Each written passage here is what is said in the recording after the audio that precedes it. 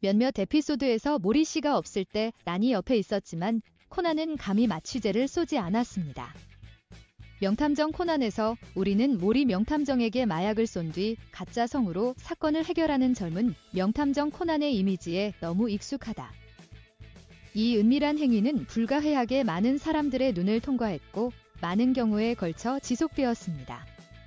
그러나 이 모리 씨가 없을 때 항상 모리란이 그의 곁에 있지만 코난은 사건 해결을 위해 란의 목소리를 흉내내기 위해 감히 마취제를 사용한 적이 없다는 사실이 있습니다.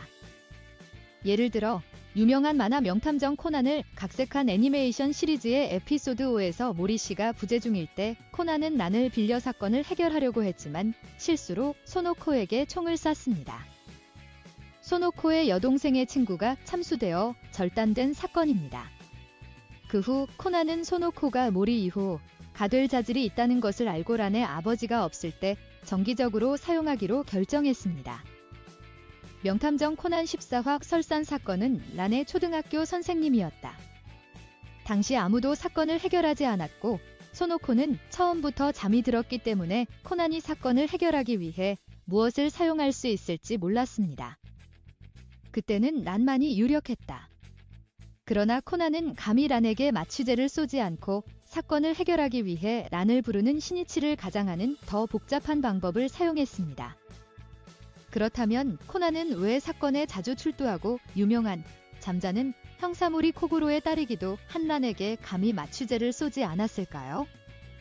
코난은 란모리가 형사가 될 자질을 가진 사람이 아니라고 생각합니까?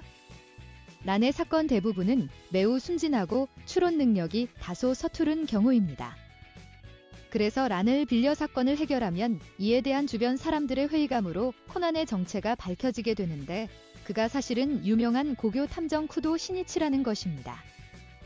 그러나 란모리는 매우 똑똑하고 빠른 소녀이기 때문에 때때로 그녀의 추론 능력이 아버지 모리보다 낮기 때문에 이것은 합리적이지 않습니다.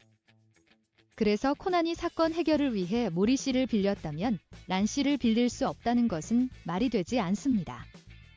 코난이 감히 란에게 마취를 하고 목소리를 빌려 사건을 해결하지 못하는 이유.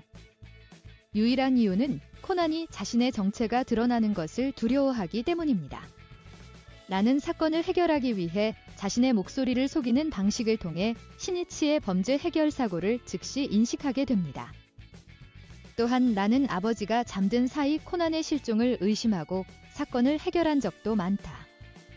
코난이 마취를 하고 목소리를 빌려 사건을 해결한다면 란처럼 시니치를 이해하는 누군가의 직감으로 소년 코난의 정체를 유추할 가능성이 높다. 이 때문에 코난은 사건을 해결하기 위해 많은 사람을 빌렸지만 대부분의 사건에 애인이 등장했음에도 불구하고 란에게 절대 마약을 하지 않았다. 이에 대해 어떻게 생각하시는지 기사 하단의 댓글로 의견을 남겨주세요.